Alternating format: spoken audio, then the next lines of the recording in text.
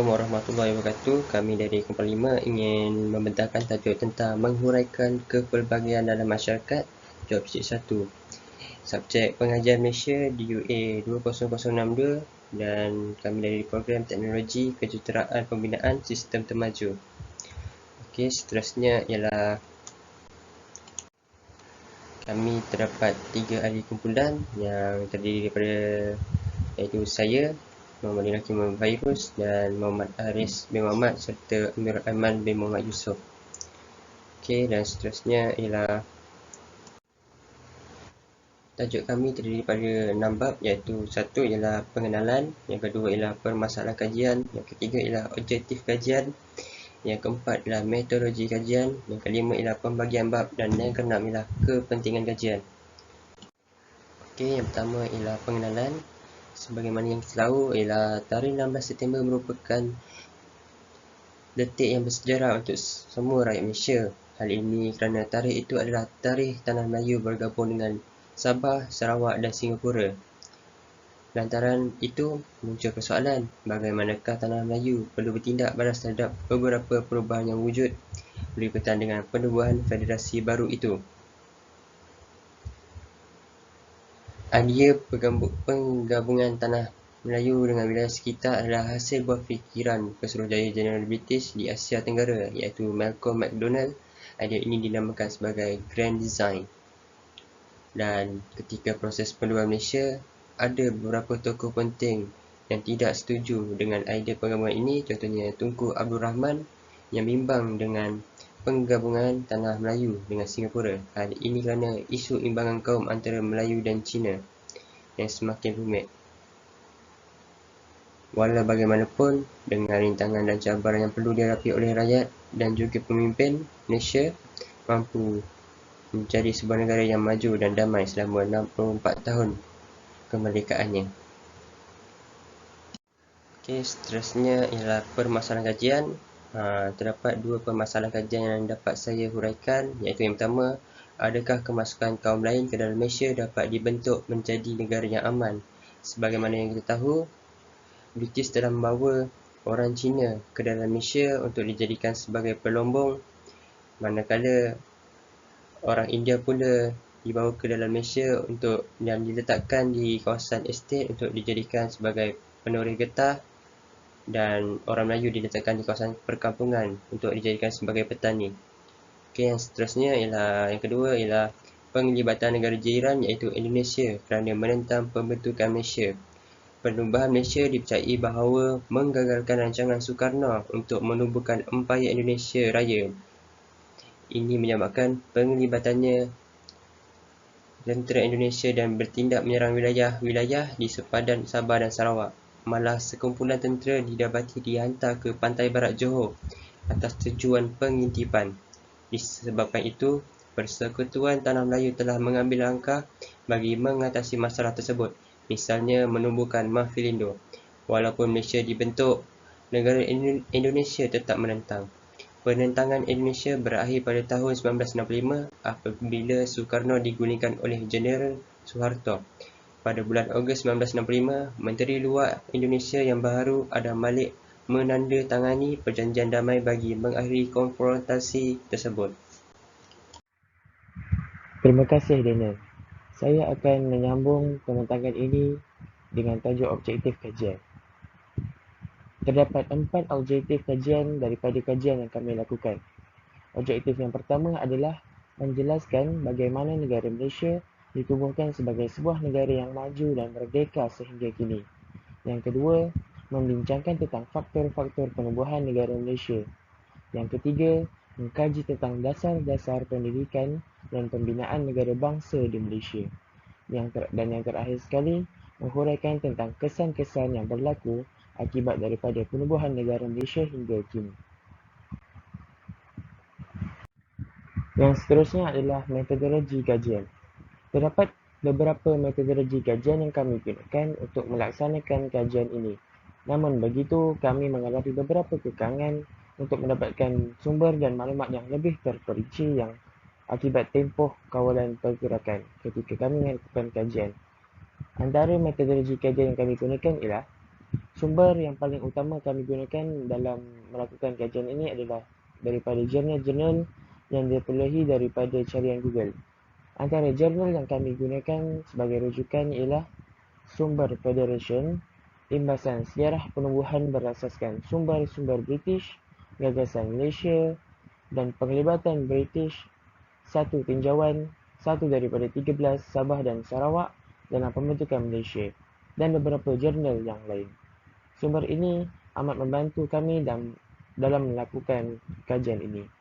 Bagi melengkapkan lagi kajian kami ini, kami menambahkan beberapa sumber daripada artikel, kertas kerja dan juga carian Google dan beberapa lagi sumber untuk menyokong segala bukti kajian yang kami lakukan. Sumber ini amat penting untuk menyokong dan mengukuhkan lagi perbincangan kami. Skop kajian. Kajian ini dilaksanakan dengan mengaplikasikan beberapa skop seperti skop aspek, kawasan dan skop masa. Dari skop aspek, kami memilih untuk mengkaji tentang sejarah penumbuhan negara Malaysia sebagai teras utama pembentukan bangsa. Hal ini kerana perkara ini amat penting untuk diketahui oleh seluruh rakyat yang menetap di negara ini tidak kira bangsa Melayu, Cina, India dan bangsa yang lain. Penelitian juga akan difokuskan kepada bagaimana negara Malaysia mampu menjadi negara yang maju dengan mempunyai rakyatnya yang berbilang kaum.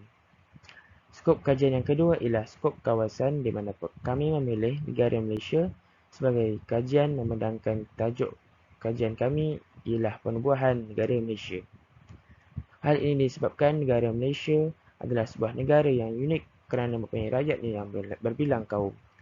Di samping itu, skop kajian di negara Malaysia ini tidak terhad kepada kawasan di semenanjung Malaysia sahaja. Malahan, kami akan memberikan huraian yang terperinci kepada kawasan Sabah dan Sarawak dan juga negara yang terlibat ketika penubuhan Malaysia. Skop kajian yang ketiga ialah skop masa.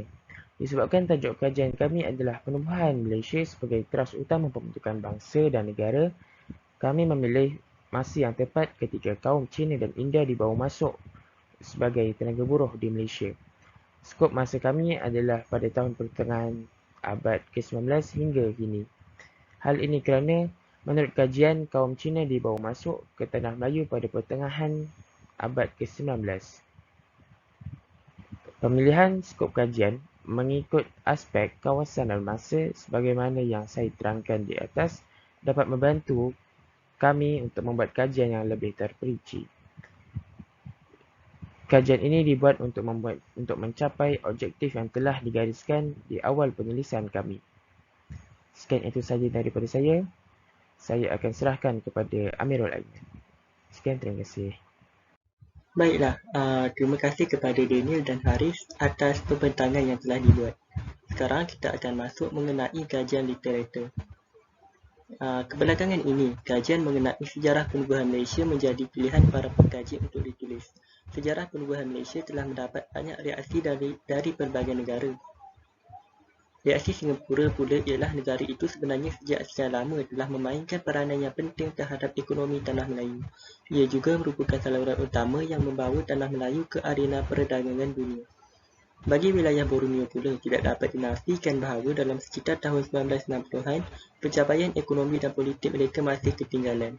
Walaupun wilayah ini mempunyai beberapa hasil jalian yang berharga, namun soal kekurangan tenaga buruh menjadi masalah utama untuk meningkatkan pengeluaran. Sementara itu, kesedaran politik di wilayah Borneo juga lebih lambat berkembang berbanding dengan wilayah-wilayah jiran. Manakala di Brunei pula pada 29 September 1959, Sultan Brunei telah menandatangani satu perjanjian baru dengan British yang memberikan hak kepada British untuk mengawal hal ehwal luar dan pertahanan serta perkara-perkara yang berkaitan dengan keselamatan dalam negara. Sementara itu pula bagi Sultan Sir Omar Ali Saifuddin yang pada awalnya sangat teruja dengan idea percantuman ini, kesungguhan baginda ditunjukkan dengan kekerapan datang untuk berbincang dengan Tunku. Di samping itu juga, baginda telah membina sebuah istana persinggahan di Kuala Lumpur. Baiklah, sekarang saya akan menerangkan tentang pembahagian bab. Dalam usaha melengkapkan kajian ini, kami telah membuat pembahagian bab bagi memudahkan perbincangan serta pemahaman terhadap penubuhan negara Malaysia dilihat sebagai teras utama pembentukan bangsa dan negara Malaysia serta dapat menjadikan negara Malaysia kekal sebagai sebuah negara yang merdeka. Dalam ringkasan bab ini, kami telah membahagikan kepada dua bab. Bab pertama ialah pendahuluan yang merupakan pengenalan kepada kajian dengan memberi tumpuan dan penjelasan terhadap perkara-perkara asas kajian. Antara perkara yang membantu memandu arah penulisan adalah permasalahan kajian, objektif kajian, metodologi kajian, skop kajian serta kepentingan kajian akan dihuraikan. Dalam bab kedua pula kami akan menyentuh tentang faktor-faktor penubuhan Malaysia, dasar pendidikan dan pembinaan negara bangsa dan kesan penubuhan Malaysia sehingga kini. Akhir sekali, kesimpulan yang dibuat mengambil kira setiap topik serta hasil dapatan yang diperoleh berdasarkan perbincangan dalam bab sebelumnya. Baiklah, akhir sekali saya akan menerangkan tentang kepentingan kajian. Kajian dalam bidang sejarah penubuhan Malaysia belum lagi dikaji sepenuhnya oleh pengkaji. Kajian tentang penubuhan Malaysia amat penting untuk dilakukan kerana dapat memberi kesan di dalam setiap diri masyarakat Malaysia. Hal ini dikatakan sedemikian kerana negara Malaysia bersusah payah untuk mendapatkan kemerdekaan dan pentadbiran. Selain itu, ia memberi pengajaran kepada rakyat agar lebih bertoleransi dengan kaum yang lain dan tidak menimbulkan isu-isu perkauman. Selain itu, menimbulkan perasaan bangga dan patriotik dalam diri rakyat dengan pencapaian yang telah dikecapi oleh Malaysia. Sekian, terima kasih.